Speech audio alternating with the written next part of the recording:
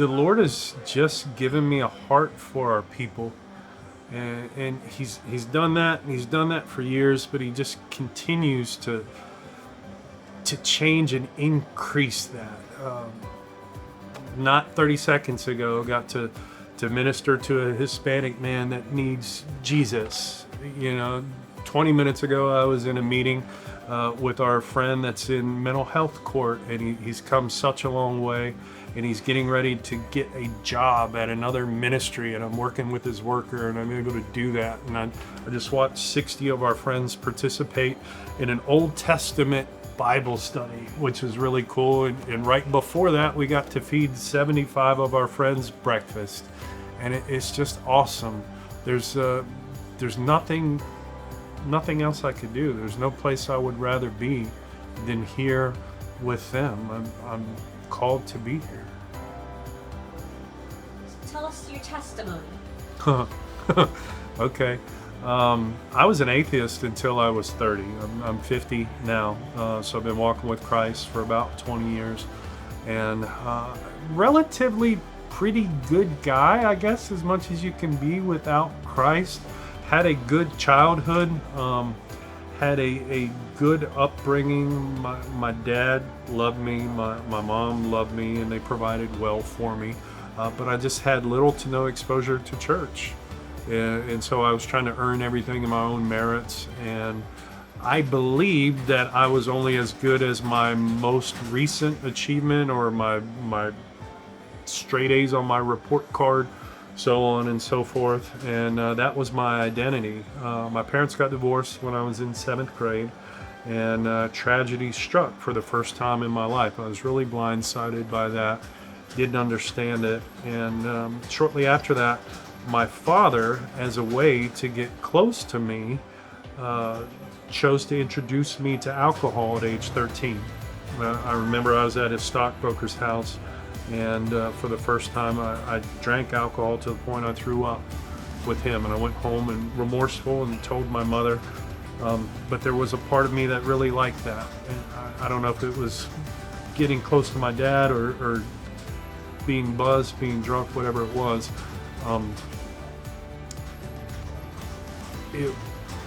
It took root in me, and it grew from there. All right, so as I was saying, the alcohol kind of began to take root, and there was a part of it I liked, either relationally with my father or also in part being intoxicated. And it kind of progressed, but I was a good student. I ended up being valedictorian because that was how I felt love, right? Achievement. And I was also a pretty good athlete. I was all-state baseball player at the time. So I kept my drinking in check to a degree. So throughout high school, I get hammered on a Friday or a Saturday night, but never drank through the week, so on and so forth. So graduate high school, getting ready for college, and I break my leg playing baseball, just trying to stay sharp to play college ball.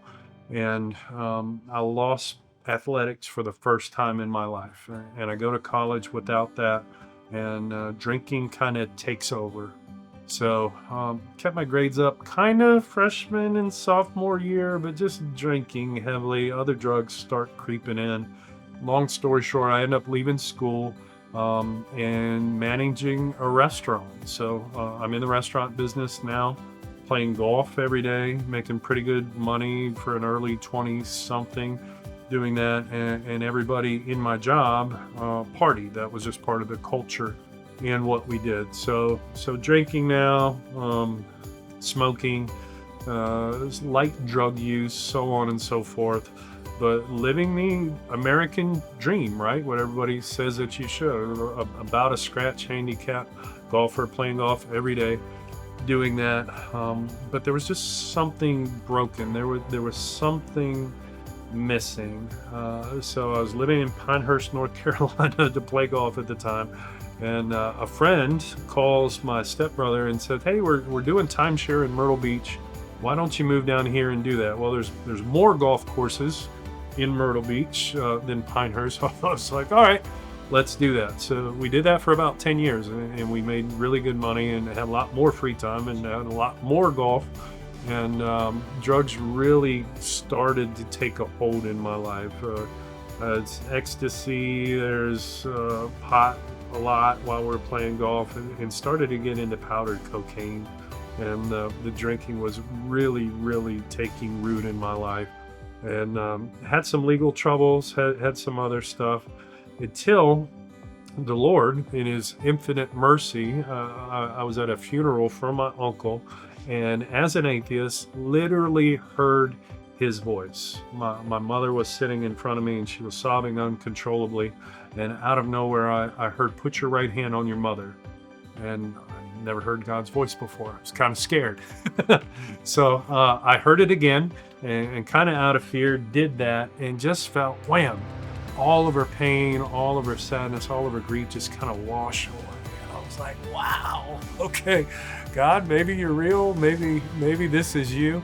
And 3 nights later, prayed to receive him on the living room floor of my parents' house. And man, he came in, he filled that hole in my heart, and he took my sorrow and he gave me joy.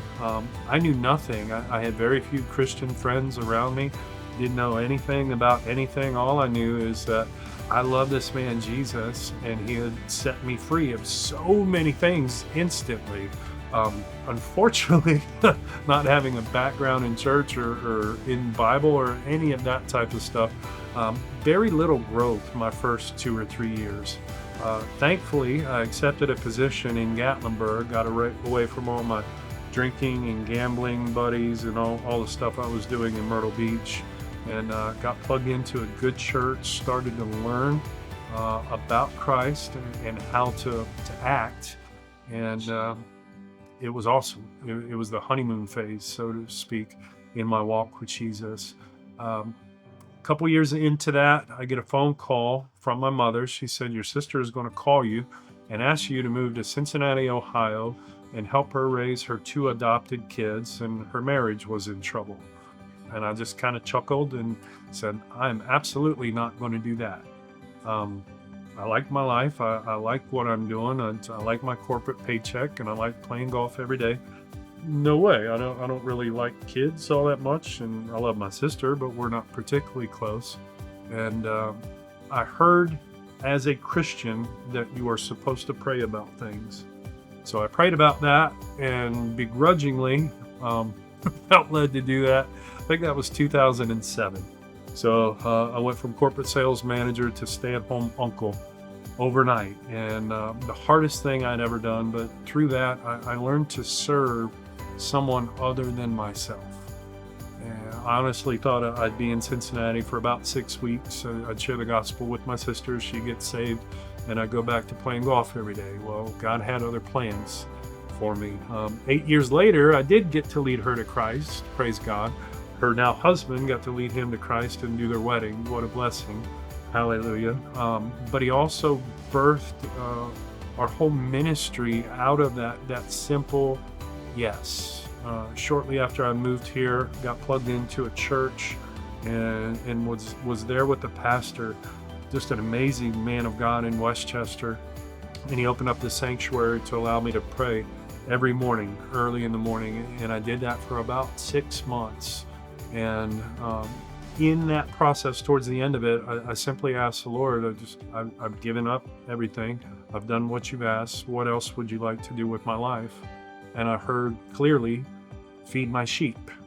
I was like, okay, great. What does that mean, right? Do you physically feed? You want me to do Bible study? You want me to preach? What does that look like, God? The very next day, one of our pastors said, "We're feeding the homeless in Covington. Would you like to go?" And I said, "I think I have to." And that very first time I came down, it was so special. We weren't doing anything amazing. We were just, our part was to feed. There was a missionary down there that was preaching. And about a mile from where we're filming this, the missionary comes up to me and he says, "After the message, I want you on the altar team." I was like, okay, what's that? Right? I knew nothing. So we'll just stand there and pray for people. And I never prayed for anybody publicly or done anything like that before. I said, "Can you give me some guidance?" He's like, "Oh, you'll be fine." And I do that. And a 40-something-year-old lady comes up and says, "You have to pray for me." I said, "Well, I'm kind of new to this. how can I pray for you? And she said, well, just pray for me. And I'd seen people lay some hands on some people and do that. So I thought I'd be cool and do that. And when my hand hit her, or right before it did, out of my mouth came, who is the man that abused you when you were 5? And it scared me to death. She started crying. And she shared with me that unfortunately her father had molested her when she was that age, and she had completely blocked that from her memory, but it had tormented her for 4 decades of her life. And thankfully we had some women there that were mature in the faith and that could minister to her. But just to be used by God specifically beyond a shadow of a doubt, to know that he had used someone like me to help this poor woman was enough. I was all in at that point. So we went from monthly outreaches to weekly. We're in 2009 now. For 7 years, we would feed the homeless every week wherever we could. We were in parks. When we had money, we'd rent churches. We rented a warehouse for a while. We were on B&B riverboats for one winter. And fast forward to 2016, the Lord's Gym approached me and asked if I would like to take over one of their outreaches. And I said, well, yeah, you guys you got more stuff. You got better equipment, more volunteers.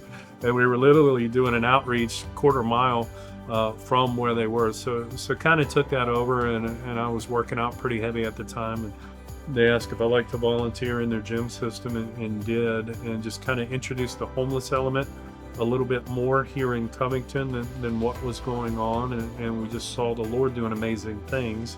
And I ended up taking over as chaplain about 2016, 2017 here in Covington, and it's just grown. Jesus has just been so good to us in so many ways. One of our board members on Urban Outreach is our ministry that we collaborate with the Lord's Gym. She at the time was the CFO of the Job Center, very large staffing agency. So we see Jesus saving a ton of our folks, but they're still just sitting here playing video games on their phones. And I asked Emily, I said, can we get some of these folks working? And she said, yeah, let's try it. And with her busy schedule, she would come down on Fridays, drug test our friends, process their paperwork. And we put a little small kiosk in my office. I think we hired 30 people our first year. It was awesome. We're like, yes, this works. This model works. And it grew and it grew and it grew and it grew until last year they hired 5,000 people out of that tiny little jobs office. And not just our friends, the entire community. So God is providing literally for Covington job-wise through that collaboration that was launched through him, which has been beautiful. So that happened 2018. 2020 COVID hits, and the world kind of gets knocked off of their feet. We go into overdrive. All of the leaders here in Northern Kentucky get together and say, we have to protect our friends from the virus. And we have to protect the public from our friends with the virus. What does this look like, and what are we going to do? So what we ended up doing, we approached the Northern Kentucky Convention Center, and they agreed. All the ministries, social organizations get together, and we launched, and we put just shy of 88 of our friends in the convention center in cots 10 feet apart.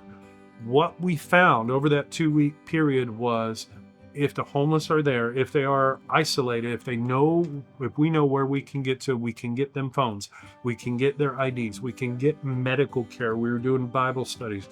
They were getting saved. They were getting baptized. They're like, wow, we've got an amazing model, and this works when we all come together and are united for them through Christ to do it. And so we did that for 2 weeks. And then hotels are so cheap because nobody's traveling. And our partner, the Welcome House, starts going after federal funding to put our friends in these different locations. And I think we ended up doing about 15 projects. Some were medical in nature. We worked with the vets. We worked in Boone County emergency winter shelters. We were doing things here in Covington. It was just absolutely unbelievable. And we end up hiring folks out of our church to minister and earn an income for loving our friends who are getting off the street and getting into housing and coming to Christ and coming to our church. And we're like, man, this is unbelievable. This is absolutely ludicrous. So this is what we end up doing. It just worked out. So that's kind of our story and what the Lord has been doing, and he just keeps growing and growing and providing and doing, and we're just kind of along for the ride. I'm growing strong in the Lord since I've been here by realizing I have no control over anything.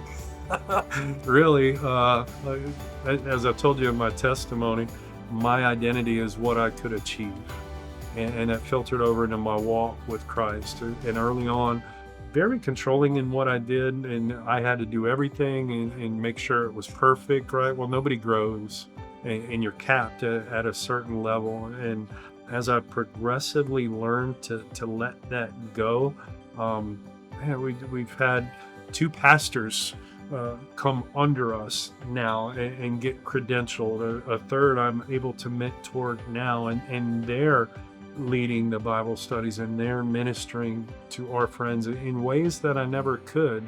And I'm free to just kind of take my hands off and watch God work. And it's just so beautiful to be able to do that.